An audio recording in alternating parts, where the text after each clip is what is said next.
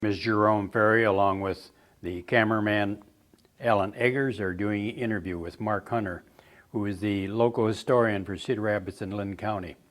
We are documenting this for future generations so they may know more about the historic and catastrophic flood that took place in Cedar Rapids on June 13, 2008. In 1851 and in 1929, the Cedar and Cedar Rapids flooded and crested at 20 feet. The flood on Friday of June the 13th, 2008, crested at 31.1, which is 19 feet above flood stage of 12 feet. Mark, I know you were an eyewitness and as a historian was very interested in the events that were unfolding. So I would just like to turn this over to you and let you tell us in your own words what you saw and experienced during this flood. Mm-hmm. Yeah, the flood was of great interest to me. I was very aware of the historic flooding that Cedar Rapids had in its past, the highest being 1929, and there had been some relatively high flood years in 1961 and 1993, and I was here in 1993, did photograph that flood. And they were not too much higher than, or a little bit lower than the one that we had in 1929, which was the record we broke 2 years ago.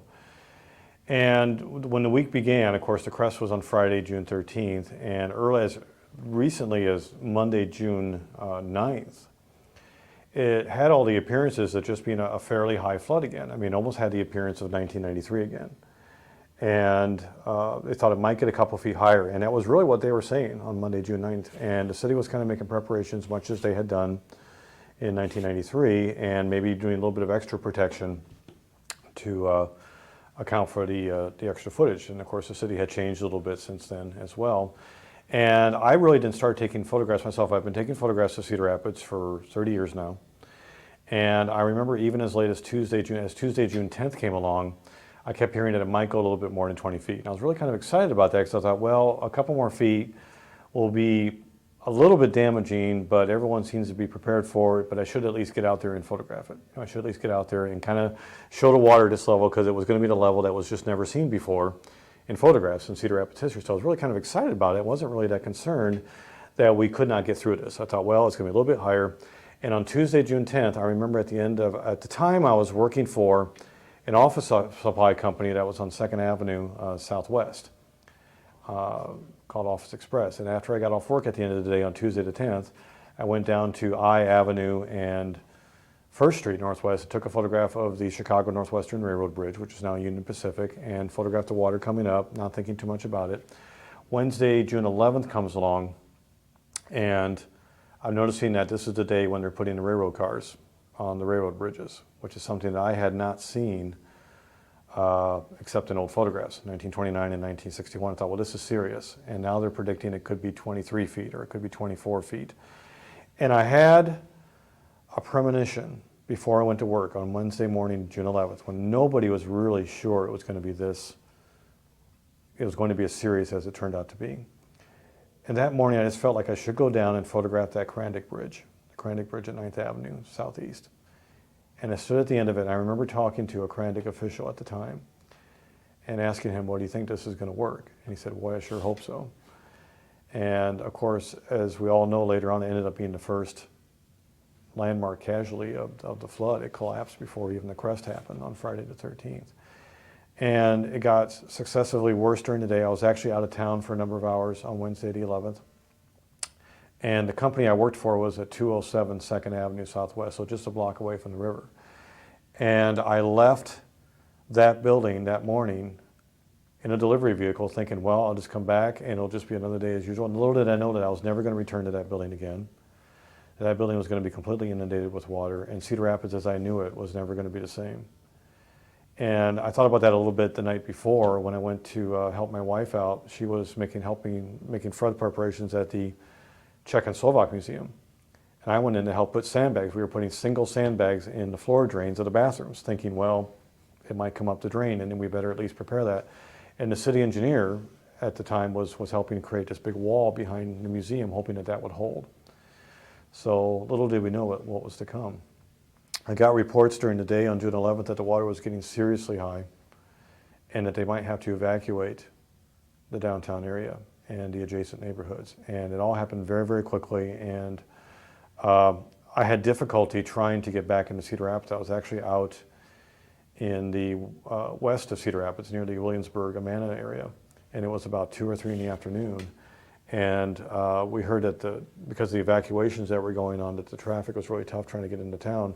And I only had so much time to get across Highway 30, actually, at that time.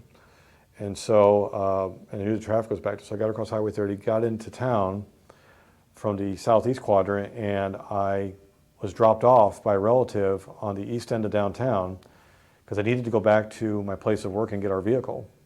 It was still parked in the 200 block of 2nd Avenue Southwest. And I had my camera with me because I figured, well, this is historic events that are happening right now. I needed to get as many photographs as I could. And they had made an announcement that they were evacuating the Veterans Memorial Building on the island. And the City Hall was about to be evacuated.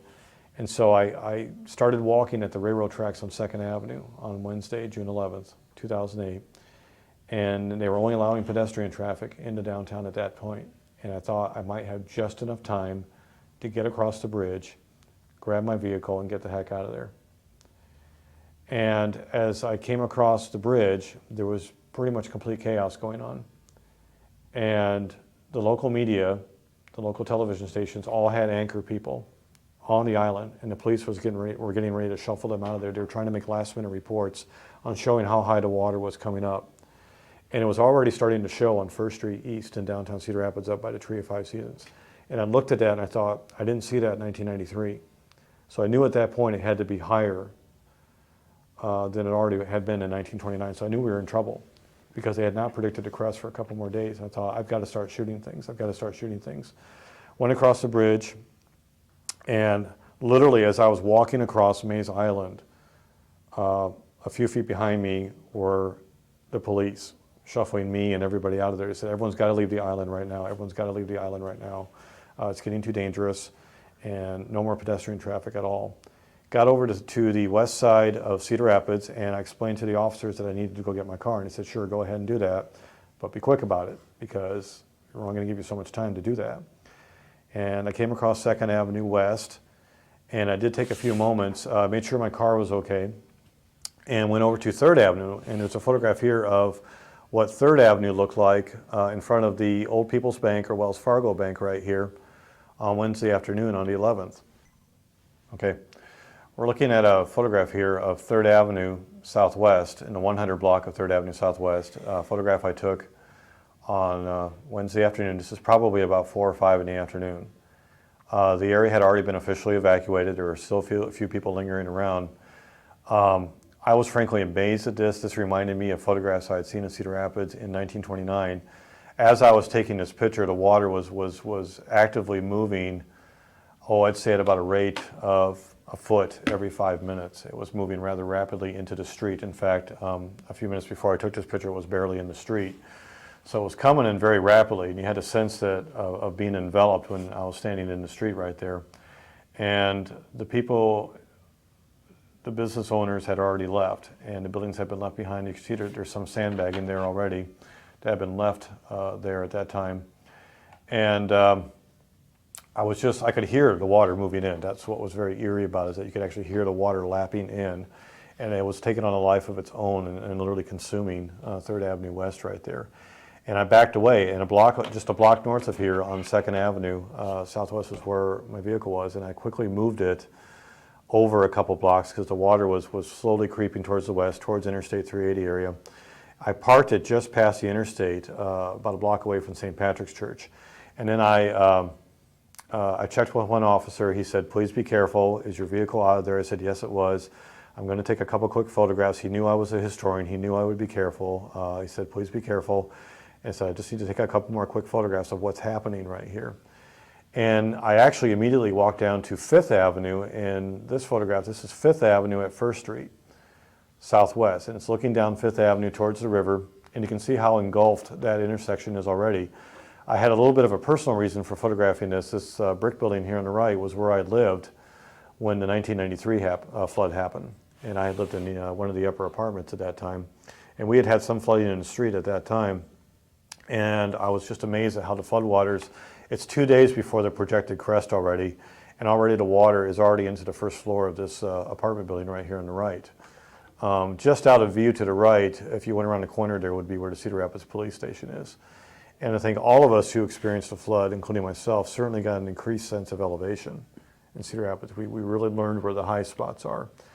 And for instance, that Fifth Avenue here was much, much lower than even just a block away from there.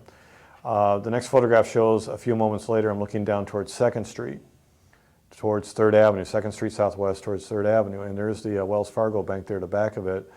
And you can see how much the water has filled in the street just from the photograph I took about a half hour earlier on 3rd Avenue. It's literally filling up the streets curb to curb and is really increasing at a rather rapid rate.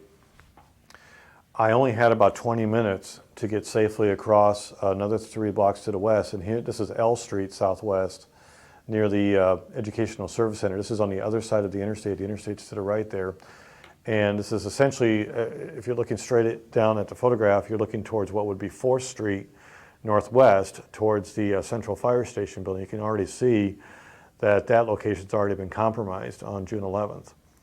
And I literally would have to physically move every 5 minutes to accommodate the water coming in to the location where I was standing. And by this time, I was pretty much the last person standing in that area, and everybody was out of there. And I knew then it was time for me to go, and that's all I could do at that point. And they weren't allowing anyone else to be in there at that point.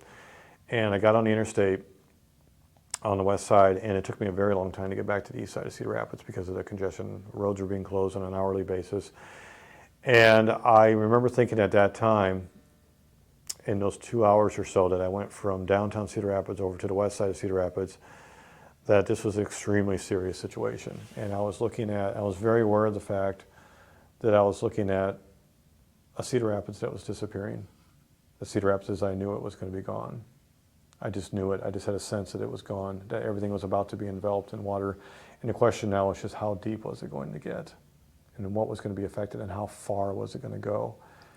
And I got almost kind of a panic in my thoughts, and and I was almost shaking. And I thought, it's already at 6th Street, and it's only June 11th.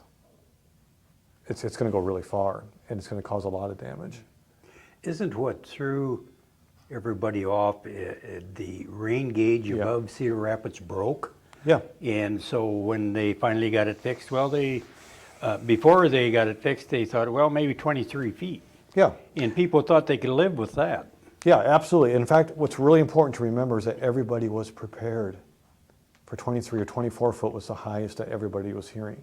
And everybody had done a lot of hard work for 2 days, from June 9th to June 11th, preparing their buildings for a 23 or 24 foot flood. And they were ready for that. And we didn't have any reason not to believe this, because in all of recorded history of Cedar Rapids flooding, every time a flood crest projection was announced, it was always right. We had learned to trust the projections. And we knew that the gauge had been broken up north, but it wasn't announced soon enough that they might be way off on this, because nobody really knew how deep this was going to get. And of course, that was the total frustration with the entire great flood of 2008 experience, is that if we had all known it was going to be 31, 32 feet, nobody would have sandbagged. All the sandbagging turned out to be futile. It would have been time better spent getting everything out and clearing out the entire ground levels of these buildings, because what's sad and what's frustrating is that there was so much that could have been saved, and everything. There was time to evacuate these items and get these things out of the buildings. And instead, we were spending time sandbagging to no avail at that time. And that's the extent of what I did on June 11th. I simply got home, back over to the east side of Cedar Rapids. The company I worked for was inundated with floodwaters. I was told that night, I was actually told that night to hang on to we had gotten their vehicles, the other employees had gotten their vehicles out of there earlier in the day, and I was told to hang on to their vehicle. And even though the company was flooded, that I was still to report for work the next day to the home of the owner, who lived up by Robbins. And I went into the next day thinking, well, that's all we can do at this point, because nobody knew what was going to happen the next day on June 12th. So we go into June 12th after that. June 12th, there wasn't much I could do. The owners of the company I was working for, they were literally in shock when I went to his home the next morning. He was shaking, and he said, "Look, try to do what you can. Make some deliveries out by the Amana, Williamsburg area again. We know the roads are going to close. Just do what you can. Just get out there." And I was really hesitant to leave Cedar Rapids on that morning. But I went out for a few hours, and I actually turned around when I heard that all of the major roads are going to be closed. The Interstate 80 was planned to be closed on Thursday, June 12th. And it was pouring torrential rain all day long. It's just horrible. It's just horrible. It just kept coming down and down and down. And the radio was on constantly. I was listening to the radio all day on how much the water was just creeping into, was rushing into the downtown area, flooding into the Czech Village area, the Time Czech neighborhood, Oak Hill neighborhoods. And I came back to the east side of Cedar Rapids, and I was very restless. It was about 2 or 3 in the afternoon, and I felt like I just couldn't. The historian in me just felt like I've got to get out and document this. I've got to do something about this. I've got to record some of this. And I told my family I was going to go downtown and see what I could do, see how close I could get. Be safe, of course, but just try to grab my camera in hand and try to record what I could. And at this time in the afternoon on June 12th, the National Guard had not yet been called into Cedar Rapids, and the local officials were handling the situation up until that point. And I basically parked as far away from downtown as about 10th Street and walked the rest of the way in the pouring rain and went downtown towards Green Square Park. They had a large sandbagging operation was set up on 4th Avenue near 6th Street, and they were giving out sandbags, and I thought I would collect a couple anyway, just in case. We lived actually pretty close to Cedar Rapids on the east side. I thought, well, I'll grab a sandbag if I get asked what I'm doing down there. But a lot of people knew me, and they said, well, if you're going to take some pictures, just be really careful about it. And I was able to make my way over to the 3rd Avenue parking ramp in the 300 block of 3rd Avenue. And the next picture, did you need to? Yeah, it's right here. This is one of the first pictures I took on Thursday, June 12th, 2008. It's a view from the 3rd Avenue parking ramp. It's looking towards the Guarantee Bank building is on the right. And the water's still rising. It's rising at a rather rapid rate. And it's moved into the 300 block of 3rd Avenue, as you can see here. You can see the old Armstrong department store on the left, the white building. And I'm probably up on the 4th level of the ramp. There really wasn't anybody around. I was able to get into the ramp rather safely. The floodwaters had not quite crossed the railroad tracks, the downtown 4th Street tracks yet at this point, so it was possible to cross the tracks and get into the upper levels of the ramp. Just to the right of that, you can see a photograph of the old World Theater building, and I had actually taken another photograph of this about 30 minutes earlier, and there was no water in front of this building. So within 30 minutes time, the water had stretched in front of this building, and that meant that it was going towards the railroad tracks, and I had a limited amount of time to take some views from this parking ramp, which also extends over to 4th Avenue. The next picture here shows the view looking down 4th Avenue towards the river on the 4th Avenue side of the parking ramp. Looking towards the older building in the center of the photograph is the old Century Engineering building. It's called the Iowa building. And I'm pretty much in disbelief at this time. The basic fact that the water has gotten this far into the downtown where it had never gotten before in any recorded history of Cedar Rapids is pretty amazing. And what's the dramatic thing that's happening at this time is that all the dumpsters that were in the alleys of downtown Cedar Rapids between 2nd and 3rd Street are floating out of the alleys, and they're rushing down 3rd Street here at breakneck speed, and they're crashing into streetlights, they're crashing into trash cans. Trash cans are being uplifted, and there's enormously heavy objects just cascading down 3rd Street because the force of the water is so strong. And you can hear it. You can hear the sounds of crashing and glass breaking and water rushing. And at the same time, it's just pouring rain at the same time. It's a very surreal experience. And I'm getting more and more aware of the people that own these buildings and the people that have these businesses and what's happening to their properties and how overwhelming all of that is. I leave the ramp as soon as I can. I go a little bit higher ground over here on 6th Avenue, and that's the Staymates Communications building over there on the left, and there's a yellow car there completely submerged in water. Somebody didn't get out of there in time. On the right is the Pepsi company building, as you can see over here, to the right of the photograph here. The tall building on the left is the Smolikoff warehouse.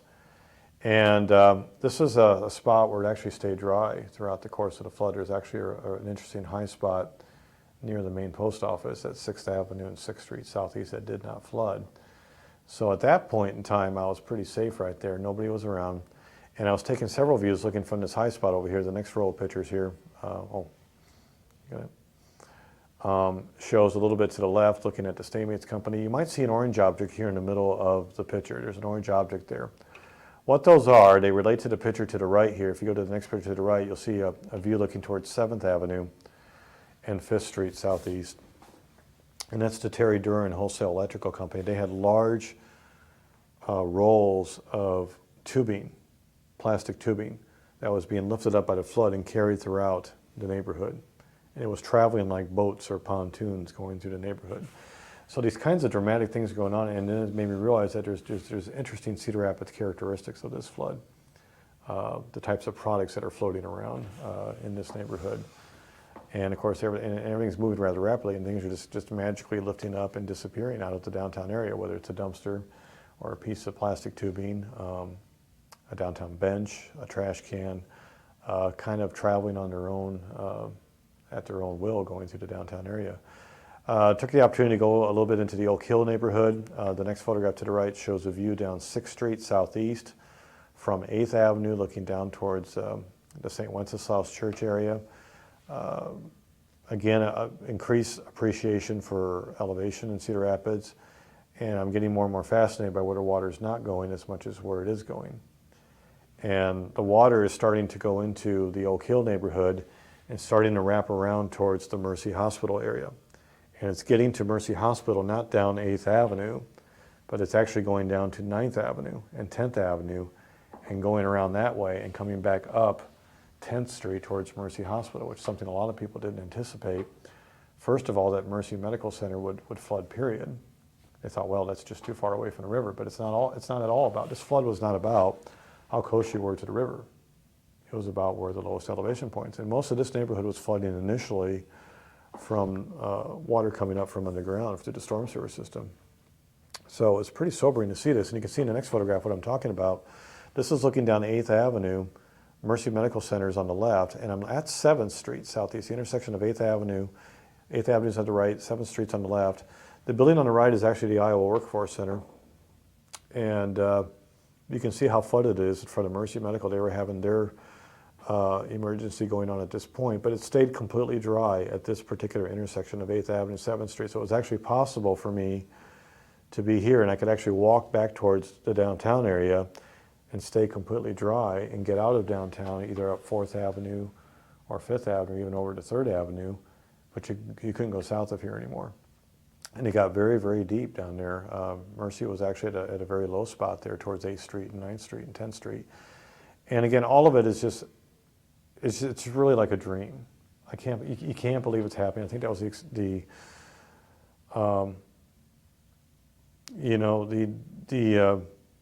reaction that so many people are having during this flood, is that you see it happening right in front of you.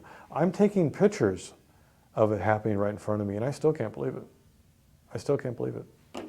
I'm seeing pictures of this happening right. I'm taking photographs of this happening right in front of me, and I still can't believe it. I never ever believed that the water would ever get this high, that would ever go into these sections of Cedar Rapids. And at that point, it's about 6 p.m. on Thursday the 12th, and the officials are getting a little more antsy about people being around anymore. They really don't. I'm getting calls on my cell phone from the local radio stations. They want to get the historian's opinion on what's going on. And so I'm trying to talk to them and take pictures, and the rain is finally letting up for the first time. For the first time, we had nearly 5 or 6 inches of rain for the past several hours, so it's really bad. And the National Guard arrives about 6 p.m. And so that changes what we can do. And actually, I have another photograph here that shows the National Guard trucks arriving at the same intersection. Yeah. So this here is the last photograph I took on June 12th, the day before the flood crest in Cedar Rapids. Thursday, June 12th, 2008. It shows a National Guard vehicle blocking the intersection of 8th Avenue and 7th Street. That's when they arrived. They quickly were clearing the area, getting ready to clear any remaining people and rescuing anybody that might still be in the adjacent neighborhoods. And you notice it's not raining at this time when this photograph was taken, so we finally had a little bit of a respite from the rain, and it took on a different atmosphere at that point because all of a sudden the military was here. And again, there's this sense of disbelief that I almost felt like I was watching television and watching events happening in another town. You know, the National Guard doesn't come to our town. You know, we don't have a national emergency that where all eyes are turned to us. And you know, you see other towns have these kinds of disasters. You can see the National Guard come in and help other cities going through this sort of thing, and not Cedar Rapids. And again, I just felt like I had to take these are just representative photographs. I just had to photograph something that I never thought I would see happen in Cedar Rapids. Okay. June 13th was, of course, the day of the flood crest. And the night of the June 12th was certainly one of the longest nights I think that the city ever had to experience. The water kept rising. We kept hearing about the dangers to the water supply, and more and more of the city was being engulfed. And June 13th was such a strange day because it was a beautiful weather day and the rain had stopped and the sun came out and it was clear blue sky. And the images that I was at home with my family, not sure what to do next. My employer was pretty much done with. I couldn't work. I was out of a job. I woke up on June 13th without a job. So I was at home, not sure what to do, what I could do to help. Just what to do. I mean, I felt very helpless, like most of Cedar Rapids did at that time. And about 1 in the afternoon, about the time, I think shortly after the crest had happened, I did get a call from the city asking if I would be interested in doing some documentation of the flood. They weren't sure what kind of a job, how it was going to work into, but I thought, yeah, I can go out and start shooting some stuff and we'll see what we want to do with it. And so that basically gave me a license to get down there. And I felt I needed to do something anyway, like I had done the day before. But my mind was racing. The water was at its highest. And I thought, well, where do I begin? You know, how do you start officially documenting what's happening right now? Because knowing this is a moment in time, this is a moment in history that has to be. And my immediate thought was that I have enough time today that at least on the east side of Cedar Rapids, since I was living on the east side already, and transportation in Cedar Rapids was limited only to Interstate 380. Every other bridge across water was closed. So to get from the east side to the west side was a real challenge. And I thought I have enough time today, I'm just going to see where the water is on the east side of Cedar Rapids. Let's just see where it is and try to record that and try to experience that and try to take some notes about that. And I was actually initially curious. I thought, well, just for about an hour, I'll see what's happening in northeast Cedar Rapids. I thought people aren't aware that not only is the Cedar River flooding, but Cedar Lake is flooding as well. And how much impact is there on the northeast quadrant of Cedar Rapids, beyond the Quaker Oats plant, beyond the Cedar Lake area. So I hopped in my car with my camera and I actually went over to, of all places, I actually went over to about H Avenue, northeast. Okay. Went over to H Avenue. This is one of several views I saw right here. This is the H Avenue interchange northeast with Interstate 380. And that was shocking. That was shocking to see. The realization came through that all of Schaefer Road was underwater. All of those industries were affected. And all I could do was just photograph on the water's edge. And the photographs like this one in particular are extremely surreal because if it wasn't for the water on the road, it looks like a beautiful summer day. And the weather is giving just a completely different emotion to the scene other than the really horrible event that's going on. And you can see by the water line here that the water is just starting to go down. It's just starting to go down. That's literally the highest it was. I really was starting to photograph the impact of the flood just as literally within an hour or two after the crest had happened. So The indications were that the water was going to start going down fairly rapidly, or it might. And so I knew there was a limited window of opportunity to photograph the water actually encompassing Cedar Rapids and these neighborhoods and so forth. From there, I went down Center Point Road until I hit water, literally. And that's the next photograph over here on the right. This is Center Point Road at about G Avenue Northeast, looking towards where Oakland Road and Center Point Road kind of intersect right there.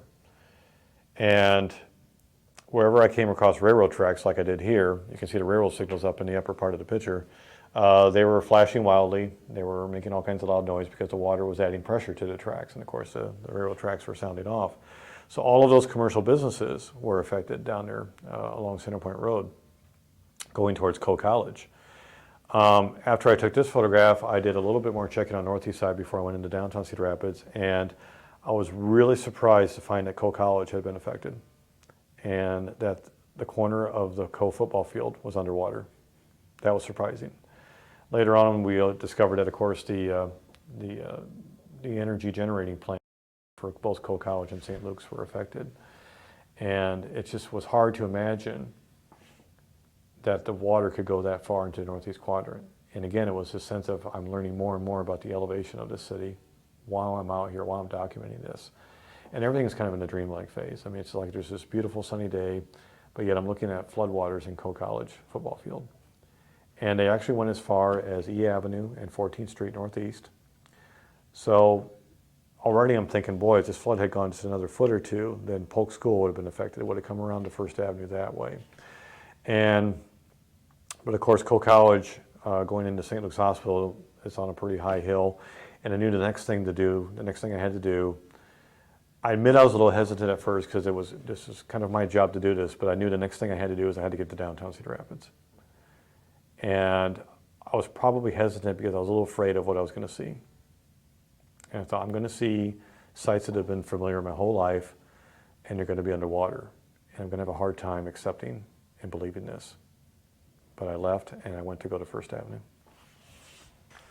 Yeah, this here is one of the first images I took of First Avenue. What you're looking at here are the very few other people that were allowed to be down here at this time. I didn't have a problem getting through the National Guard. I explained I was a local historian. I was doing some documentation. They told me to be careful, of course. This is some of the national media, CNN, some of the other national news networks that were in town to document what was going on. And we're looking at First Avenue just past the downtown railroad tracks. And the building in the background is the Skogan Real Estate. And this is pretty much how far the floodwaters got up on First Avenue. First Avenue was actually the least affected of the downtown avenues. The farther south you go through downtown Cedar Rapids, 2nd, 3rd, and 4th, and so forth, the farther east the water went down just because of the elevation situation there. My understanding is that this building did not receive any major flood damage because it was just high enough up on the hill.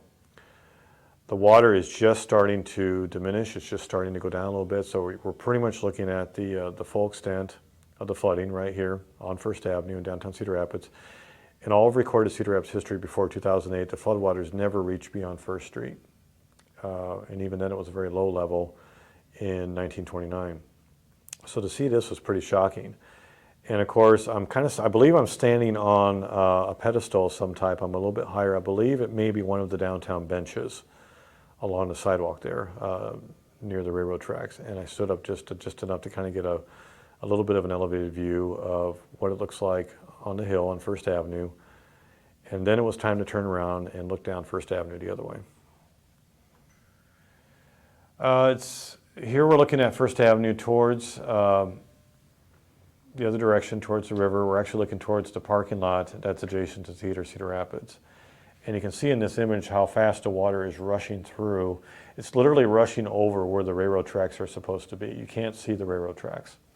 The 4th Street tracks had become a raging urban river stream at this point. And all kinds of debris was going through. In fact, what you're looking at in the lower right there is a railroad tie that probably had washed down this way from the railroad yards up by Cedar Lake. There were several of them that were floating, and this one had just stopped because the water was starting to go down a little bit, or it had hit an impediment in the sidewalk. And just to the right of that, I'm looking a little bit farther down First Avenue. To the right is the U.S. Cellular Center, or the Five Seasons Center building. And of course, it's water all beyond. Down by the riverfront, it was estimated that the water was close to 8 to 10 feet down there. So again, I think as shocking as it is to see the water inundating First Avenue here, and on the left you can see the theater, Cedar Rapids, Iowa Theater building there, I think it's even more shocking to realize that it drops down 10 feet from the railroad tracks to the riverfront. I never had that impression about Cedar Rapids, that there was that much of a rise in elevation in just the 3.5 blocks from the riverfront to the railroad tracks. And that reality is kind of settling in here. And that it would stop at this point. A little bit farther to the right is a much clearer view of looking down First Avenue. And this was really a very brief moment in history. Only for a period of about 24 to 36 hours did you see water like this down the whole length of First Avenue in downtown Cedar Rapids. The skywalk at the right there is in the block between 2nd and 3rd Street. And every building from this point to the river, of course, is inundated with floodwaters. And all of them suffered some pretty significant damage, even the buildings that are farthest away from the river at this point.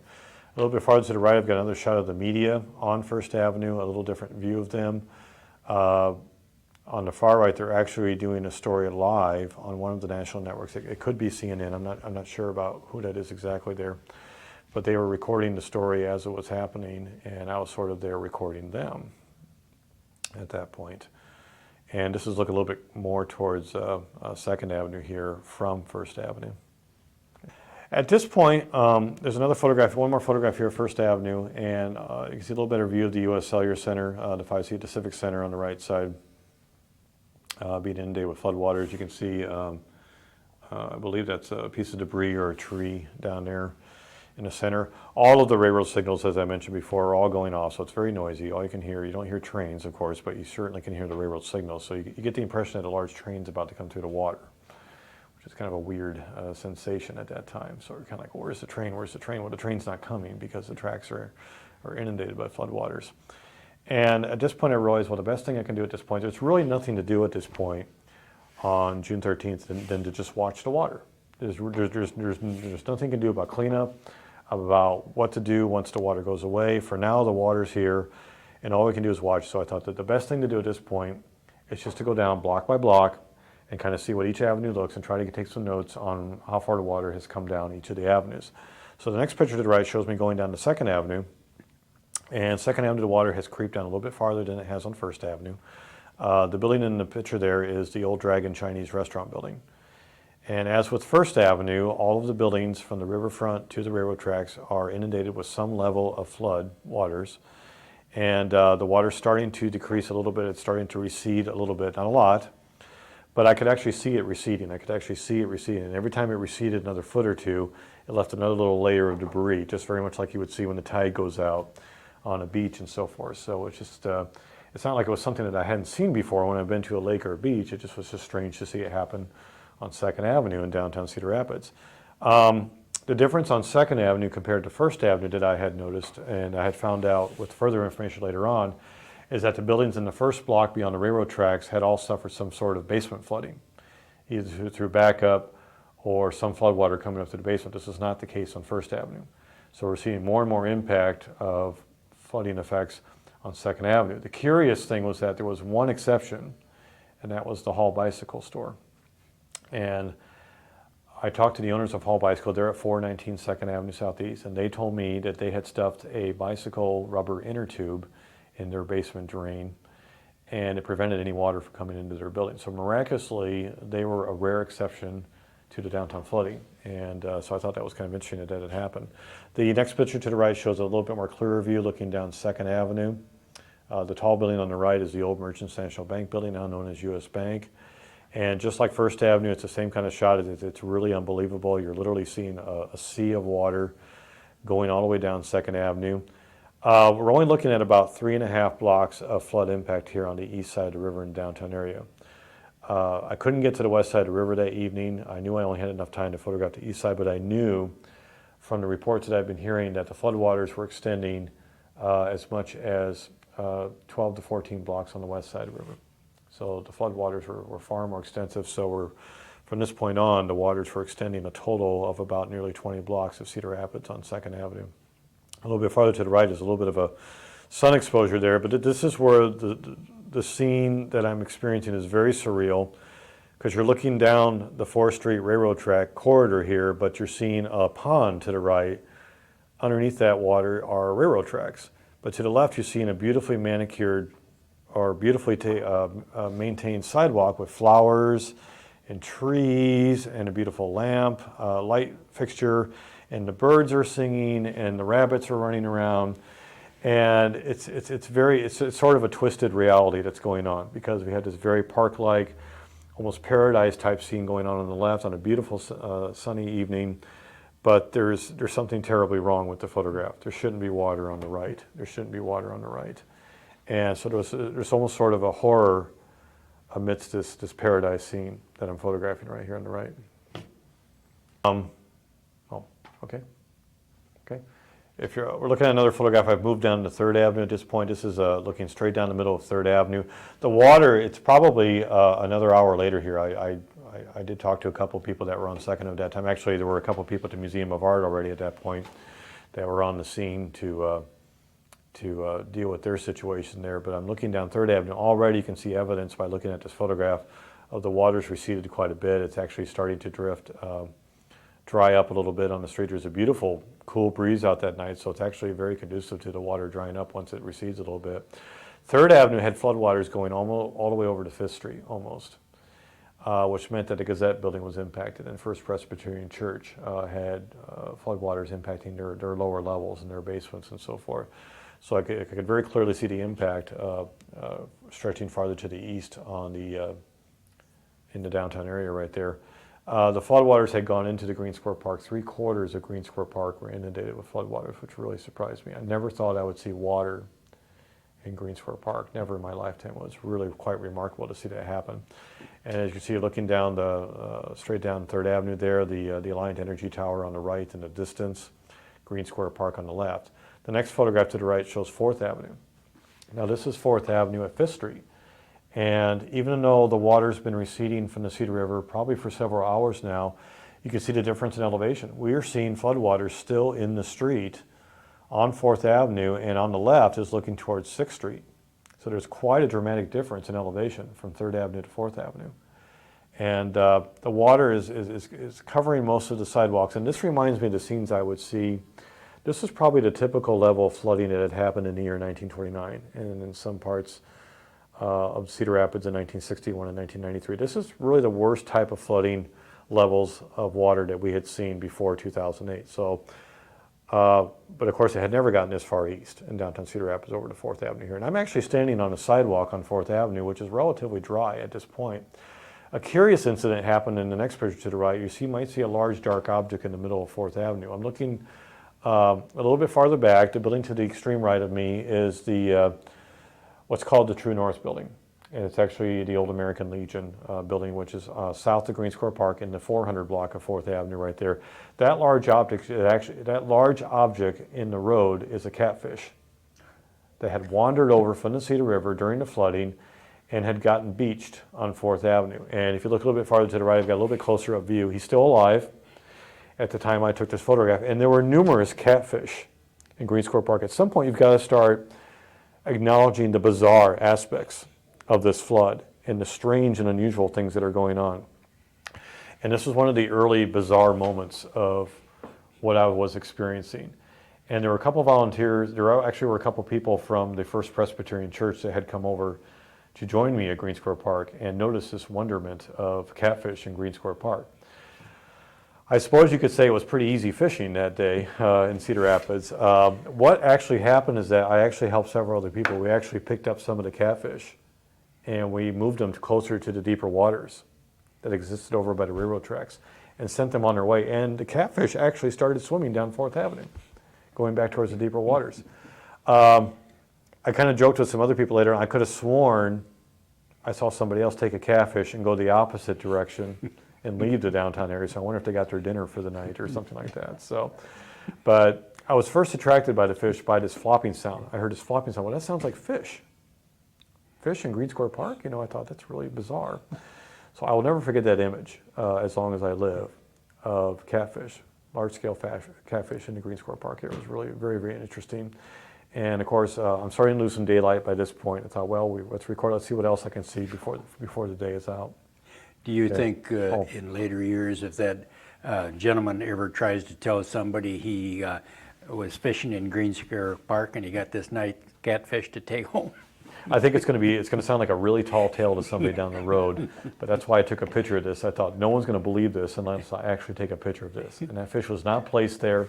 It was literally just sitting there, and it just, and this was kind of indicative by this time in the evening, where the daylight was out until about 8:30 anyway, of how quickly the river water was starting to recede, that the fish couldn't keep up with it, you know, and they didn't know enough to get out of the street in time, and probably an hour before he was probably happily swimming in Green Square Park there. So it was going down pretty fast at this point. Okay. What we're looking at here is shortly after the fish encounter in Green Square Park on 4th Avenue. I could not get to any part of 5th Avenue. 5th Avenue up to about 7th Street almost, because there was still floodwaters on 5th Avenue. So I actually went over down 4th Avenue to 6th Avenue, where the Cedar Rapids main post office was, and lo and behold, I found it completely high and dry. And this is a photograph of the main post office here on 6th Avenue, and there wasn't a drop of floodwater over there, which told me that it was a pretty high spot right there.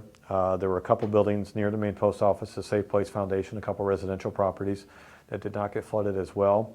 But if you look to the left of the photograph, you can see the Mercy Medical buildings. The Mercy Hospital buildings are on the left, and they are completely inundated with floodwaters. Several feet of floodwaters. I understand at least 4 to 5 feet of floodwaters. The elevation drops off rather dramatically going towards 8th Street, and it's complete chaos over there. And the picture to the right of the main post office photograph shows 8th Street southeast looking towards 8th Avenue, where the hospital, the medical center, has put up a wall of sandbags to try to contain the floodwaters. I got the impression that they put this up thinking that the floodwaters were coming in from where I was standing in this photograph, not anticipating that the floodwaters were going to come in from the other direction. They thought the floodwaters might come in from the downtown area. They actually snuck in from the Oak Hill neighborhood and attacked the Mercy Medical Center from the 8th Avenue elevation. And you can see on the other side of those sandbags, it's a very deep pool of water. The building on the left has actually been demolished in the last, since this photograph was taken. It was actually imploded in early 2009. It was the old nurses' school building. And all of their major buildings were inundated with water, including the newer buildings over on 8th Avenue right there. So that was at the point where I couldn't do much more that evening. There was literally no other area of the east side of Cedar Rapids that I could get into. The floodwaters were just too high. I could not get into the Oak Hill neighborhood, let alone the New Bohemia area or points to the south of there. There was basically no way. Basically, the way Cedar Rapids was set up that day, as you hear from the news reports of the day, is that you were either on the east side of Cedar Rapids or you were on the west side of Cedar Rapids for that night. There was nothing else you could do. And I was pretty much done. These are representative photographs that I'm showing today, but I took probably a couple hundred of these areas, but it was pretty much all I could do, was just photograph the avenues going into the downtown from the east side at that point. And all I could do was wait and see what the next day would bring us. And my initial plans going into Saturday, June 14th, were to continue this documentation that I was doing and maybe photograph a little bit, maybe get into, if I could, get into the Oak Hill neighborhoods the next morning just to see what the next morning would bring us, and then hopefully get over to the west side of Cedar Rapids and see what else I could do. I really had high hopes of maybe getting aboard some of the rescue boats that were still looking for people who were trapped in some of the buildings, and maybe getting some perspectives from the boats and see if I was going to be able to do that on the next day. Okay, we're looking at some photographs here that were taken on Saturday, June 14th, 2008. This is the day after the flood crest of the Great Flood, and we're looking at a shot here of the St. Wenceslaus Church. And in a continuation of what I had been doing the night before was I couldn't get this close to the church on Friday night. The water had gone down a little bit, just enough that I'm actually along the railroad tracks, which were higher than the rest of 12th Avenue. So I actually hopped on the tracks down by Metro High School and basically walked on an island of railroad track island strip or railroad track, and I was able to get close enough, this close to the church. It's some pretty deep water all around me, really, and so the church is still pretty much inundated with water at that time. Photographing downtown the night before, trying to show what else I could of the east side before I went over to the west side that day. Floodwater still very high, of course, all day this day and into the evening. The next picture to the right is taken from the same spot, but now I'm looking down 12th Avenue here in the center, looking towards the river. These are the houses on 5th Street Southeast that are very similar looking. They're all lined up in a row across from St. Wenceslas Church, and the large building on the right is the big blue building where very close to where the old Iowa Steel and Iron Works is. So you can see the waters are very deep, and that would be down towards what we call the New Bohemia area now. Isn't those small homes, aren't those some of the first for that were employees of Sinclair? Exactly. Those are kind of attributed to being longtime homes of the Sinclair packing house workers. They're very old. They're 1885 era, and of course, no one expected the waters to reach all the way over to them and the church. And there's 7 of them that are in a row that are exactly alike, so they're kind of Cedar Rapids version of the row house right there. So I didn't stay here very long. It was a little. I know I wanted to get over to the west side, and if we can go ahead and go into the next photographs, if that's all right, I can go into the events that happened to me late that afternoon. Actually, this is early evening on June 14th. We had a lot of daylight. And I decided to start documenting where the water still was on the west side of Cedar Rapids. And I wasn't quite sure how that was going to go. I figured I would just use the same approach as I did before on the east side, to try to just show as much of the water while it was still up, because the reports are already coming through that the water was going to start decreasing pretty rapidly over the next couple of days. And as it turned out, it went down very rapidly. So time was really short in recording the height of the water. So I first decided to get closer to Czech Village area. Time check was far too dangerous to even approach. It was really high over there. So what we're looking down here, this is actually Bowling Street, just down the street towards Czech Village. Behind me would be where the Wilson Avenue Hy-V is. So we're at about 19th Avenue right here, and the Hawthorne Street is over here on the right. And I came across a group of officials here, including the members of the fire department and the rescue crews. Now, of course, by this time, everyone knew that all the people had been safely rescued and recovered from the area. Some of the people that are here with a boat are part of the animal rescue crew. And a lot of people had to leave cats and dogs behind in their houses. There wasn't time to take any belongings, let alone any pets. So a lot of people had put in calls saying, can we get our animals out of these houses so they're not trapped there. And I approached the boat here, and this is a picture of me I'm approaching the boat here, and some of them recognized me, and I asked about the possibility of, could I come in your boat and take some really unique photographs of what's going on here. And they said, well, do you mind helping us rescue the cats and dogs? And I said, sure, I'll help you rescue cats and dogs. We can go ahead and do that. And that sounded like a fair trade to me. So I hopped in the boat and I grabbed as much film as I could, and I figured I didn't know how long we were going to be in the boat, probably till dark, and where we were going to go. So I thought, this is just an opportunity at this moment. So the next picture shows me one of the first shots I took. We got into the water, and we're approaching, we're getting closer to Czech Village down Bowling Street. We're closing in on where it intersects with C Street. Although right here we're probably pretty close to the way the streets work down there. After 19th Avenue, there's a D Street Southwest, which runs along, eventually takes you to the old Hayes School. And so we're at D Street and Bowling Street, and of course the elevation drops rather rapidly right here, and so almost immediately within the first block we got into very deep waters here, and it took my breath away, because it was one thing for me to see the rushing water standing right next to it in downtown Cedar Rapids, but now I'm actually in it. And the closer we got to Czech Village, the stronger the current got. I mean, you could just tell that the current that was actually in the main river proper was pulling at anything that was coming in from the sides there. So we kept on going, and I'm sorry, Ray. Oh, shoot, you know what? Okay. You're looking at a photograph here where we're in the boat, Saturday evening, June 14th, 2008. There's a familiar landmark here. This is the old Come and Go convenience store on C Street and Bowling Street, Southwest. Just a couple blocks from the main part of Czech Village right there. And as you can see here now, by this time the floodwaters had actually gone down several feet from the crest of the 31 and so feet on the river proper. So the water had initially been almost covering the entire convenience store. And that was quite a sight to see the river level still that high. What we needed to do, we had a couple addresses. From this point on, we had to decide whether are we going to go down C Street towards Czech Village, which is over here to the left. But we knew there was an address over here to the right of the Come and Go down 21st Avenue Southwest, and we knew we had some cats to rescue down there. So that's where we went, and it was really kind of spooky and very surreal and very unbelievable as we slowly, very, very slowly went down the middle street. We had to be very careful to not hit the tops of the street signs, and that included they were completely covered. So we knew that would wreck the bottom of the boat. So we had to make sure we stayed right down the middle. And of course, we didn't know what might be floating through there. So we very gingerly went down 21st Avenue. And this is an image of the house that we were about to pull up to. There were several cats in this house. This is a house that's, it'd be the second lot in from A Street Southwest. So we're really close to the river. This is probably, I believe, is something like 40, or the address would be like 40 21st Avenue Southwest. And our boat pulled right up to the bottom of these two windows right here.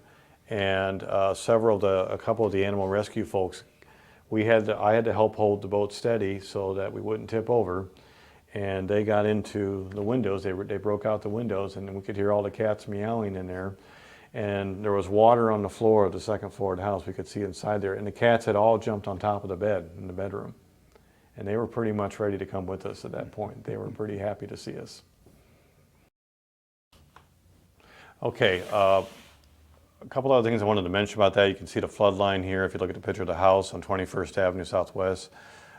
Dark stain here that gives you kind of an indication of how much the water's come down already at this point. So those poor little kitty cats in there, they didn't have a lot of wiggle room to stay dry, so it's not surprising they were up on the furniture. I should mention that the smells that were going on at this time were extremely overpowering. A very strong chemical mixed with gasoline. My eyes were tearing pretty much the whole time. It was pretty nasty stuff in the water. And it was black or dark brown wherever we went. We'd see all kinds of debris floating past us. One of the objects that was everywhere were large bags that said Penford products or Pennington Ford. It's like a lot of storage material had floated out of the Penford products factory and floated into this neighborhood. And I don't know if they were chemical. The bags were empty, so whatever had been in these bags had completely emptied out into, but you could tell that there was a lot of chemicals and oil and gas and all kinds of things in the water. And we were all instructed not to touch it. And we were very careful to avoid splashing because we knew we'd probably get the effect of like acid burn on our skin. So it was really volatile stuff. So I had come prepared as best I could with my galoshes and my gloves and so forth. But that was kind of the smells. And of course it contrasted so heavily with the beauty of the evening. It was just a beautiful June evening. I mean, it was just, and there were birds chirping in the upper parts of the trees that weren't affected by the flood. But we noticed as the water was already decreasing, and I don't know if you can see it, let's go over to the next photograph here to the right, another part of the same neighborhood here, the Czech Village neighborhood, where the water was already starting to go down on the trees, completely dead, of course. You know, whatever was in that water was killing all the leaves, and anything that was green was immediately dead. This is probably, it was a little dangerous at our last stop, so we kind of gravitated over towards B Street, B as in Baker. And we're at B Street and 18th Avenue. This blue house in the center is a little house that address is 60 18th Avenue Southwest. So we're trying to move closer to the Czech Village proper. We knew we had to get some more cats out of a house on 17th Avenue Southwest. But here the water's a little bit, not quite so deep here, but you can see that by showing the top of the stop sign there, that's pretty darn deep right here. And we did scrape, I think, one street sign. I think we hit the street sign at this intersection. And we had to carefully push the boat away because we were worried about ripping a hole in the side of the boat there. And this blue house is actually an antique, this is an old immigrant, probably an old Bohemian immigrant house that is identified as historically intact for that neighborhood. So it was really kind of a shock to see that covered up in water. We headed on down B Street. We went over to C Street. And if we move over to the next photograph, what happened next, how I got this photograph was that this is not from a boat. What happened by this time is that we floated down C Street past, we're looking down 16th Avenue Southwest at the intersection of C Street, looking towards the river on the west side of the river. The green building on the left is the Czech Cottage store. On the right is the old United States Bank building, which at the time of the flood was a tattoo shop still. And you can see the tattoo sign there. And we actually went down this intersection, down C Street, past this intersection, and the elevation rises sharply when you get to the approach to the 12th Avenue Bridge, and everything was dry already at 12th Avenue and C Street. So what we did is that we brought the boat up to the dry land. We got out of the boat, and I walked around to what would be 15th Avenue Southwest. I walked around the back of the Czech Cottage, and I'm standing on dry land looking down 16th Avenue.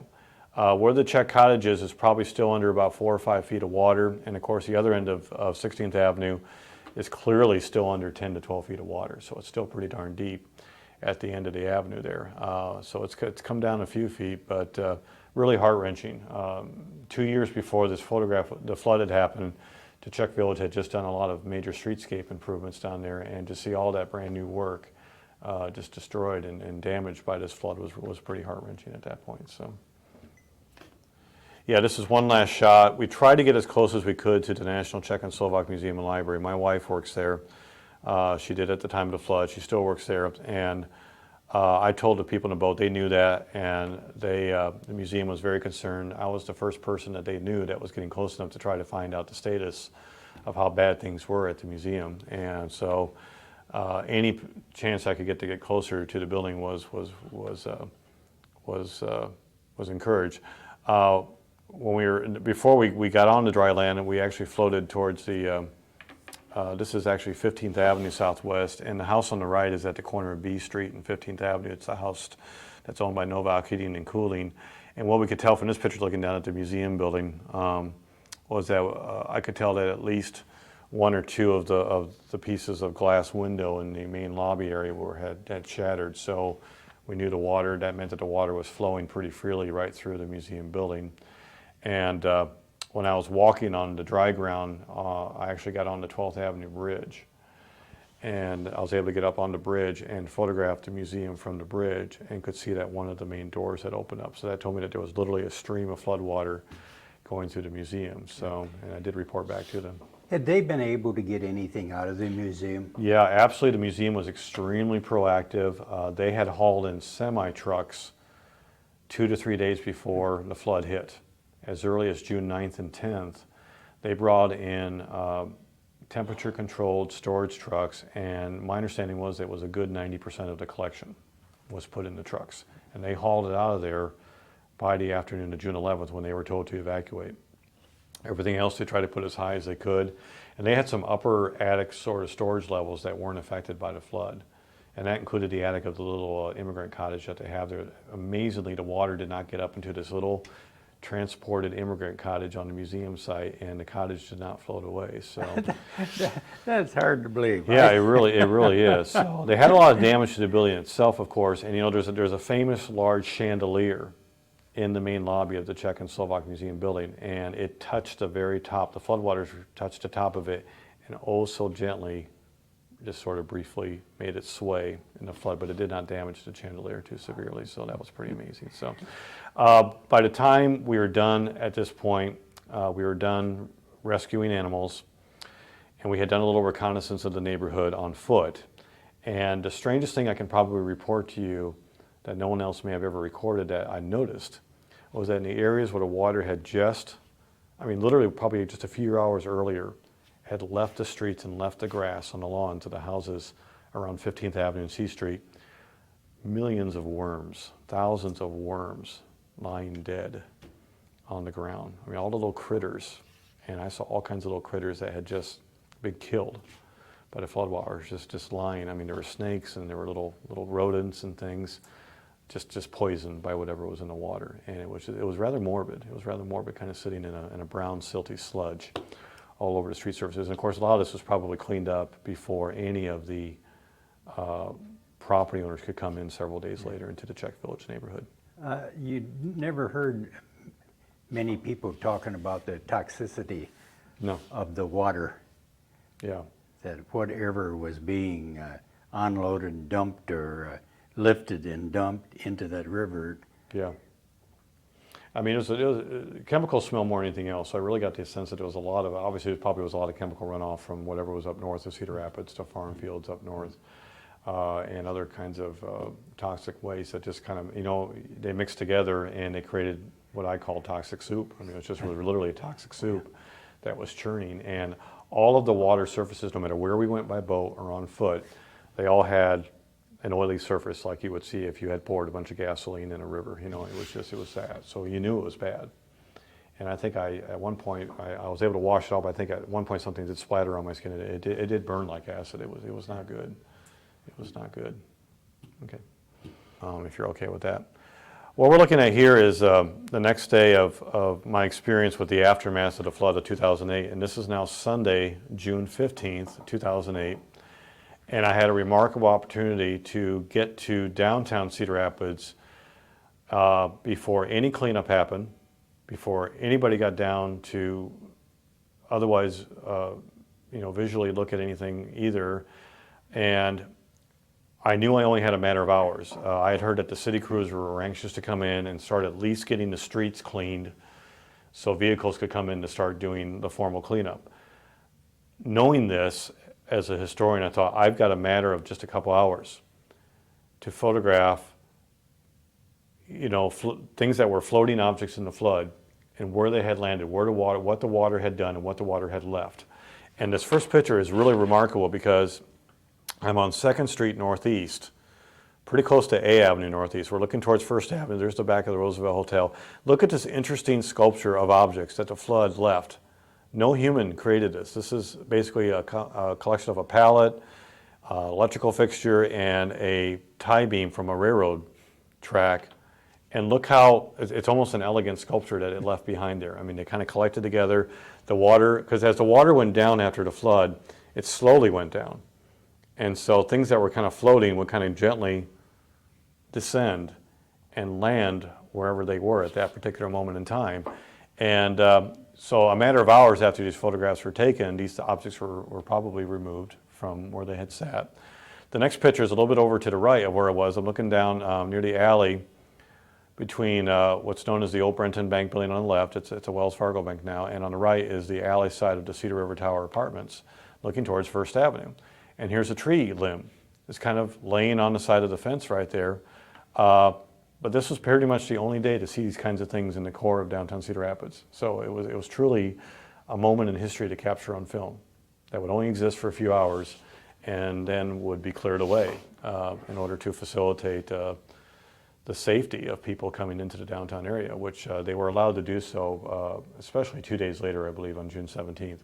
As we move to the right, I went over to the riverfront. You can see right here the river is still very high.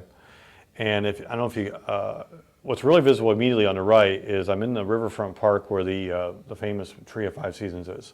And you can see the impact of what the floodwaters did. There were memorial sort of granite plaque, pieces of granite, square pieces of granite with donors' names on it.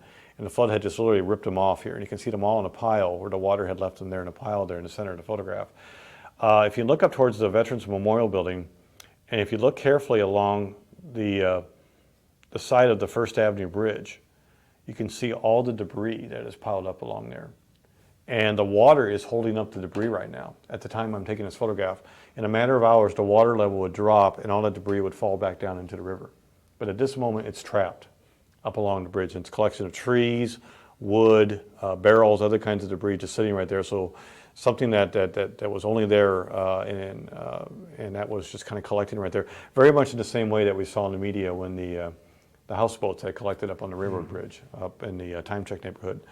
Going down there a little bit, you might need to zoom in a little bit. I don't know, this is on the first, I wasn't quite on the First Avenue Bridge here. I'm actually at the end east end of the First Avenue Bridge. I had known part of the conditions of me being allowed to go into the downtown area on June 15th was that I stayed in the public right of way. I did not try to attempt to enter any properties, and I was especially told to stay off the bridges because the engineers had not done any assessments of the bridges to see if they were safe for anything to go on them. So I was very aware of that danger, but I just had to photograph this remarkable scene here of the debris on the inner railing of the bridge that had kind of gotten trapped right there as well. And I know when I came downtown 2 days, again, two days later on June 17th, all this was gone. They had removed all this. The city crews had come in. In fact, the city crews were already starting to follow behind me at the time I took these photographs on First Avenue Bridge. I could actually hear one of the street sweepers coming down the hill, down First Avenue, getting ready to clean up debris on First Avenue. So I knew I had to hurry up and start heading south.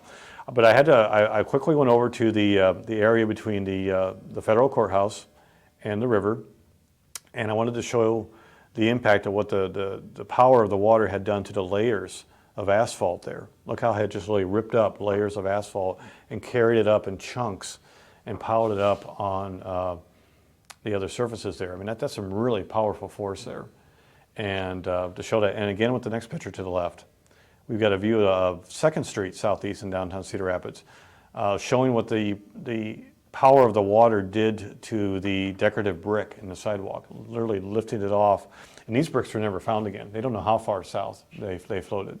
And you can see some of the heavy concrete planters, which in some cases, some of them weigh a ton or two, some of these, and they were knocked over and floated down 2nd Street. This is 2nd Street looking down from 2nd Avenue Southeast, and the building on the left is the Dow's building. So I was kind of moving down. The farther south I got, I was aware that there were more pools of water. First Avenue was a little bit higher elevation than the other avenues. I continued down 2nd Street. In the next photograph on the left, you can see a couple things that are still in place where the water left them. This is looking towards 3rd Avenue. That's the Paramount Theater building in the background on the right. This beam here is actually, I recognized it right away when I saw it. It was an old dock beam from the alley behind Armstrong's. It had been ripped off the side of the old Armstrong department store building and got pulled out of the alley, and it looks like it got caught between the post that supports the skywalk and the trash can and the benches here and got kind of wedged in there. Otherwise, it probably would have flowed all the way down the whole length of the Cedar River. If we go down to the next level, this is all continuing a very short amount of time period here. This is getting into the evening of June 15th on Sunday. And these are what were the front windows of the Smolikoff's furniture store. From what I understand, Smolikoff's entire first floor, including their display windows, were completely full of furniture and appliances. And I understand that over 90% of their furnishings and appliances literally, once the windows broke on 3rd Avenue here, literally got sucked out of the building and floated into the river, the swollen river.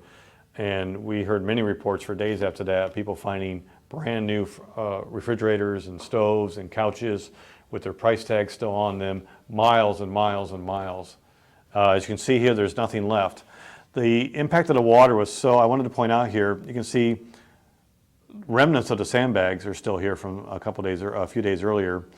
But not only was all the objects in Smolikoff's windows blown out of the display windows here on 3rd Avenue, and of course there's not even a shred of glass left. The glass is all gone.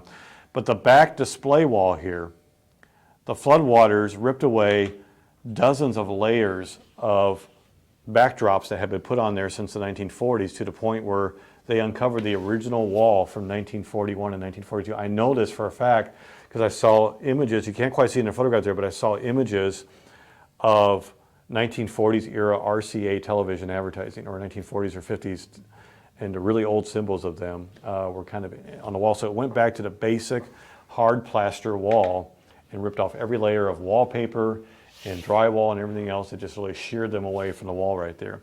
The next picture on the right is the 1st Street Southeast side of the Smolikoff furniture store. And here you can see a couple of appliances on the left here that are still sitting on the sidewalk. And here's where the floodwaters are still standing in downtown Cedar Rapids. I couldn't get much farther than this on 1st Street. The waters were still too dangerous here. The rushing waters were still up to 3rd Avenue here. This is the area of Smolikoff's where I was told that the jewelry department had lost a lot of their diamonds and jewelry, had actually floated out. and some of them remained on the street. And this is where they found a lot of the jewels on the sidewalk and in First Street. And I understand that the first batch of survivors and that Ann Lipsky had told me about that came, not survivors, but the first group of employees that came down to help clean up the debris from the store, said that people were finding diamonds and jewels in the street, and every single one was returned to Ann Lipsky and to the Swindle staff, because no one, as far as I know, walked away with anything. They wanted to make sure the Swindle got their jewelry back. I'm sorry, go ahead, Jerry. Is it amazing when something that catastrophic has to happen to make people behave? Yeah, it's really heartening to know the flood created that in people. It brought out the good in people and what people really wanted to do to help everyone else, and knowing that the littlest things like that could mean so much emotionally to people, because everyone knew. And for Ann Lipsky, who's with Swindle now, you know, her father had just passed away a week before this flood. Abbott Lipsky had just passed away, and she was already in grief over that. And to have this happen to a store that was 119 years old and had always battled the river in all of its history in Cedar Rapids. And we know the follow-up to this is that Swindle has reopened. You'd never know that building never had a flood today, 2 years later in 2010. And, you know, they had battled the river before, and they weren't about to let the river win this time. And I think that's a really important story to tell. Okay, can we go to the next picture on the right? This is the view down First Street, pretty close to 4th Avenue. You can still see how deep the river is still. On June 15th, this is 2 days after the crest. This is the Hawk building on the right. This is the city bus station on the left. And the current was extremely strong south of here, so there was no going farther south than this on First Street 2 days after the flood at all. So what it is, I headed back to 3rd Avenue, and the next picture on the right, I figured, well, I'll try to shoot some more debris pictures. I could already tell that the street crews were already cleaning up 1st and 2nd Avenue, so I knew I had a little limited time to shoot 3rd Avenue. More signs of the impact of what the floodwaters did. This is 3rd Avenue and 3rd Street, the town center corner. Famous piece of sculpture art that's done by Ann Royer had toppled off its pedestal and was lying on its side right there. And that's a pretty heavy piece of artwork that got knocked over by the floodwaters. And this is way over on 3rd Street. This is one of the last blocks downtown affected on 3rd Avenue, and still pretty strong here. And down here below here, just below this photograph, an area that I had photographed 3 days earlier on June 12th when I showed the dumpsters floating down 3rd Street. And here's some of the debris that didn't float all the way down. They probably got stopped by a tree or a light post. And we've got everything from downtown trash cans, and I'm not sure what that is. It could be a receptacle of some kind. Some of the dumpsters did get caught up on buildings, and we've got traffic light fixtures themselves had fallen over and collected here. But what's kind of interesting is that you would think that there isn't really a lot of loose small debris, because the large objects will get caught on fixed objects that stayed there, but the smaller debris, it almost kind of had a cleansing effect on, and the surfaces were actually quite clean here as you look down 3rd Street here from 4th Avenue right here. So it was kind of a surreal, but the smell was still there. You still had kind of that oily chemical smell was there throughout the downtown area on that evening. And I kind of ended that day walking back towards Mercy Medical and taking a couple more pictures of debris around there. But that was pretty much all I could do at that point. Most of the major roads in town were closed, and I felt like that was enough.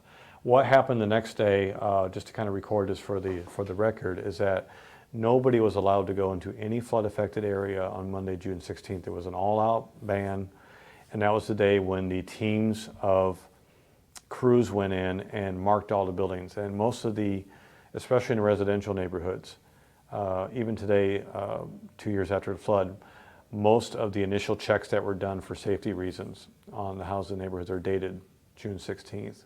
They needed 1 day to not have anybody go into this area, so I was asked to stay away, and I stayed away the next day. So the next day I will talk about is the following day, Tuesday, June 17th. Here we are, June 17th. We're looking at a photograph of downtown Cedar Rapids. This is now 4 days after the crest. This is Tuesday, June 17th, 2008.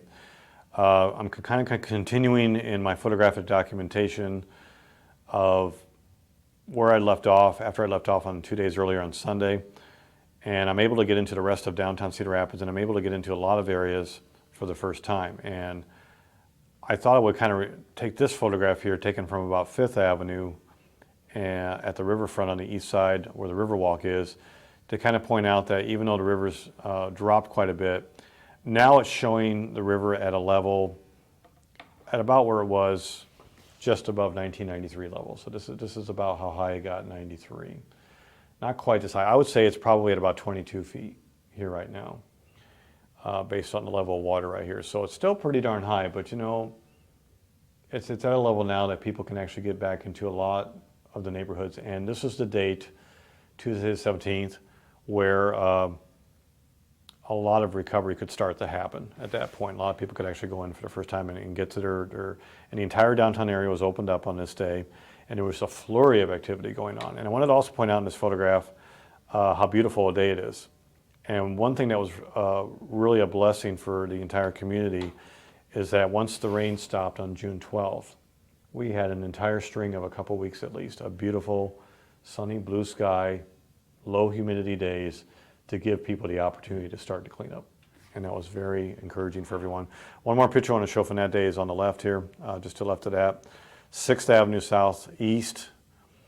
Kind of the same street I photographed on June 12th, looking towards the Swindlekoff warehouse here when the street was full of water. This is a semi-trailer truck. I understand this floated over here from a block or two away and kind of landed right there on the street. And it's another example of the size of objects that were able to travel in some of these neighborhoods, including downtown Cedar Rapids. So anytime I found a large object, I made sure I kind of photographed that. What I did for the rest of that day on June 17th, and I don't have other photographs of that day, but was moving to points south of there. This was my first opportunity to get into downtown. Was a flurry of activity, but they still were not allowing people into the area south of downtown, which is New Bohemia. And so I was allowed to go in there, and I spent the rest of Tuesday the 17th going through the New Bohemia area. And it was even worse than downtown as far as what the flood had done to New Bohemia, to downtown, I should say. New Bohemia had a lot of debris. There were entire houses, some of the smaller houses had actually, sections of the sides of the houses had collapsed. There were still pools of water in some of the intersections. Again, it reminded me, New Bohemia area, around the 12th Avenue and 3rd Street area, had the water levels on the street on that day that I had seen in 1993. So I kind of felt like I'd gone back in time a little bit that day. I was back 15 years earlier.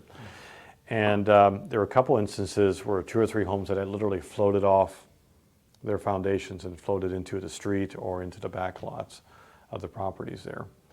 And again, I realized as I walked around the New Bohemia area, the increased sense of elevation. You could tell the water had been deeper on 3rd Street than it had been over by the river where the African American Museum is. Because that's actually the highest spot in the New Bohemia area, is actually 1st Street by the end of the 12th Avenue Bridge. So the water level lines were not visibly as high closest to the river than they were 3 or 4 blocks away from the river. So that was really kind of interesting to kind of realize that I was going to the neighborhood. One thing I was really amazed about was the commercial buildings, places like Little Bohemia and Southside Tavern and the old Village Bank, the old First Trust and Savings Bank building, how well they had survived the flood. Little Bohemia's windows were completely intact. 120-year-old building. And by golly, that old building had survived pretty darn well. And it had taken in 12 to 13 feet of water on its main floor. So I came around the corner of some of those intersections in New Bohemia thinking, oh, the building's going to be collapsed in the street. It's going to be awful, you know. And I looked around and it was standing like it was, you know, nothing had happened to it. I mean, there's little dirty streaks on the windows. And I thought, wow, you know, talk about the old adage, they don't build them like they used to. Yeah. You know, so these buildings, and we haven't lost any of these historic commercial buildings yet. In fact, since the flood, they've been designated part of a cultural district and a Main Street district, and so the future is actually looking pretty good right now for the commercial historic buildings of the New Bohemia area. So I was really encouraged to see that happen. Later, the next couple of days, what I did is I went to the west side, and I did not get back to Czech Village for a couple of days since I had been in the boat. So my next goal was to get to parts of the west side that I really had not photographed at all. And what I wanted to do was primarily get to the northwest quadrant. The St. Patrick's time check neighborhoods actually were the last areas of Cedar Rapids neighborhoods for anybody to be allowed in, including any historians like myself, to get in there and take any photographs. So I really had to kind of be patient to get into the time check neighborhood, but eventually I did do that. Okay, this is probably one of the most familiar landmarks in what's known as the time check neighborhood, northwest quadrant of Cedar Rapids, the A&W restaurant on Ellis Boulevard and K Avenue Northwest. It was probably a full week after the flood had hit, closer to June 19th or 20th, before I could really get into the heart of the time check neighborhood. The damage was so severe there that it was actually difficult to get into some of the residential streets for a couple of days there. So I kind of stayed on the main drag of Ellis Boulevard and photographed some of the major landmarks. And the Ellis A&W, I think, was something that's really near and dear to a lot of people's hearts, and because of its longevity there, and to see that in complete ruins. All through the time check, A&W was one of several examples that I had that kind of got where they had a landmark event just before the flood. The A&W owner had just celebrated 30 years of ownership a week before the flood, and everything's destroyed a week later. The Souvenir Pencil Company had just celebrated 100 years of operation in Cedar Rapids the first week of June, and their banner was still in the building saying 100 years of excellence and celebration. And that was just kind of hard, you know. It's like, you know, I mean, of all the things to commemorate, it was just too bad. I mean, part of it was almost like, oh boy, you know, there's almost a little bit of humor in that, you know, but it was just really bizarre. And another picture I have from Time Check to the right here shows the early stages of the cleanup efforts that were going on. This is a section of G Avenue Northwest, some houses across the street from the school district warehouses there, near the Diamond Mills factory. And the debris piles got higher and higher and higher as people got back into their homes, and literally had to throw out everything, of course, on any of the levels of the houses that were flooded. And in some cases, they got to be 20, 25 feet high. Really remarkable. And so I took a whole series of photographs of these monuments to the flood, or these mountains of people's personal belongings. And yeah. And then it's this part of what I was documenting where got very emotional for me on a number of levels, because all through the process of taking images of the flood-affected neighborhoods, I got more and more aware of, I know the person who owns that business. I know the person who lives in that house.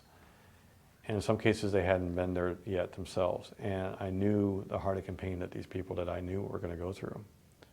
And I started collectively feeling the sadness of what was happening in this entire community, and the longevity of how long people had lived in some of these homes and how long some of these businesses had been in Cedar Rapids and these neighborhoods. And I was just overwhelmed with the great sadness of what was potentially lost forever, and the memories that were lost forever. Okay, being in the Time Check neighborhood had some of the most remarkable observations that I had, and really the entire west side, because so much more of the west side of Cedar Rapids, square footage wise, was affected than the east side. And a lot of it was residential. And focusing on the large objects, one of the most amazing large objects that I had seen travel to the neighborhood during the flood were these large underground gas storage tanks. And there were several of them that had floated up from a gas station on E Avenue Northwest. And some of them traveled as far as 2nd Avenue Southwest. And they were just lying where they had stopped. And so the whole process of that, they were risen up from underground and floated through the neighborhood, was remarkable. And we've all seen in coverage of the flood and photographs of the flood of the houseboats that hit the railroad bridge, and that was remarkable. But there were many other houseboats that were in the neighborhood itself, and some had ended up on people's front porches and in their backyards and in the street. And again, it was just a truly bizarre experience to see houseboats where they shouldn't be, and everything was not where it should be. And again, I think the aspects of it, the things that I found and discovered that made it a truly uniquely Cedar Rapids flood were the types of debris that I discovered. When I went to F Avenue Northwest, I saw open boxes everywhere, and there were all these small objects were scattered, thousands and thousands of these small objects. And I got closer to them, and I thought, what are these objects? And I realized they were thousands and thousands of pens and pencils that had escaped from the souvenir company, a long-time Cedar Rapids business, and you would only see that in the Cedar Rapids flood. Pens and pencils from the souvenir pen and pencil company, and I thought that was really remarkable. And then when I went down to First Street West, dozens and dozens of sewing machines in the streets around the West Side Sewing Company. So, and of course more Penford bags in the Czech Village area as well. So all these really unique aspects, you know, that you know, the debris told a story that this was the flood of this specific community, and I thought that was really kind of interesting to see those things as well. So, yeah. We're looking at some, this is an image of the Czech Village. This is several days. In fact, it could be a good week and a half after the flood had happened now, so it's probably at least by the 20th of June. And this is Polina's meat market and the debris that they're throwing out front. And really sad to see that, because this was pretty much the end of that long time business in Czech Village. And I don't show it in this photograph, but another photograph I took, they used to have nearly 100 little pigs in their front window. And they had all their pigs kind of lined up on a table out front. So again, another uniquely Cedar Rapids thing that you would see in the aftermath of a flood like this. But the Czech Village merchants, you know, got a renewed sense of energy, I think, after the flood. And to this day, it's been 2 years later now, and 95% of the buildings in Czech Village have all been restored, and the village looks better now than it even did before the flood. So the flood's been very beneficial, I think, and kind of through sheer determination of the Cedar Rapids people, we're starting to recognize that after what we lost, that it's important to try to regain that sense of community and rebuild as quickly as possible. Speaking of the Czech Village, we go below that, and at about the same time, the massive pile of debris coming out of the Czech and Slovak Museum. Now I mentioned before that they had gotten pretty much all of their collections out of there, and what was left behind before this picture was taken, when the crews got in there and the staff got in there, they first carefully looked for what was left of the collection that had been left behind in the building, and there's only a fraction of that was actually affected by floodwaters. And what they did is that they carefully retrieved those items and got them immediately shipped for conservation and got them cleaned up and sent to be freeze-dried or sent to conservation labs and got those things out. And then they went to the task of collecting what was left in the building, which is what you see here. What this debris is are all the drywall, all the round tables that used to be in their rental rooms, the chairs, the 100 chairs or so, signage, these kinds of things, the doors, you know, the bathroom fixtures. That's what that is. That's just kind of the guts of the building being kind of spilled out onto the street there. But that's probably at least a nearly 20 and 25 foot tall pile of debris. It's sitting on top of the large set of front steps that lead to the entrance of the museum right there. So it's a pretty dramatic picture on A Street and 16th Avenue Southwest. And of course, it's just the flooding of this building. When we saw a lot of helicopter shots during the flooding of Cedar Rapids, I think this was really an iconic symbol because people recognize that building, the red roof Czech and Slovak Museum building, from the air. And it's going to be play an amazing role in the post-flood recovery. 2 years later now, after the flood, there are plans underway to literally lift up and move this entire 1995 museum building and move it over about a half block to a new location. It will actually be sitting on higher ground. They'll be bringing artificial fill dirt in to raise it up to a level that will bring it so that the lowest part of the building will still be higher than where the highest floodwaters got in 2008. So the museum will be safe.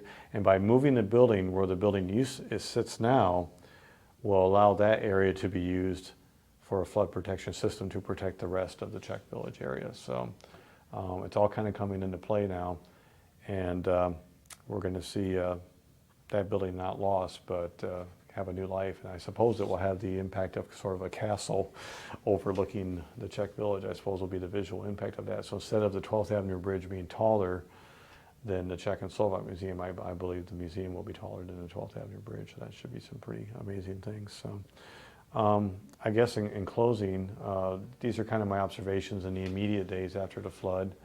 What I've tried to do is continue my documentation pretty much on a daily basis. I really haven't stopped in 2 years now. And the landscape of Cedar Rapids is constantly changing. It's essentially what we're going through now because of the flood. A new version of urban renewal is going on, and we're seeing changes on a daily basis in all of these neighborhoods that we haven't seen since the 1960s and the early 1970s in Cedar Rapids. And I know from my observations of those days that it's important to record the changes on a daily basis if you can, because visually Cedar Rapids is changing every day now, and I think it will continue to do so for 2 to 3 years. I'm very encouraged by the level of historic preservation that's happening so far.